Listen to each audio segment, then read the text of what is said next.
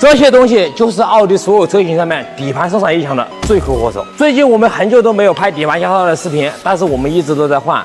这个底盘胶套跟咱们的驾驶习惯没有太大关系，主要也是看行驶路况，到了一定里程数就会坏。它坏了有一个很明显的特征，就是开起来很不舒服，底盘下面松松垮垮的感觉，严重的时候会产生异响。大家都知道直接换底盘胶套就可以了，但是有很多人不知道的是，更换底盘胶套的时候到底有哪些注意事项。首先第一点，一定要使用专用工具对胶套进行拆装，拆装完成之后，对换上去的胶套一定要使用工具进行测量，确保跟原车数据保持一致。最后一点叫应力释放，这个一定要做，不然开个1年又得换。如果大家还有关于底盘方面的问题，欢迎在评论区留言。关注王师傅，一个只研究奥迪的修理工。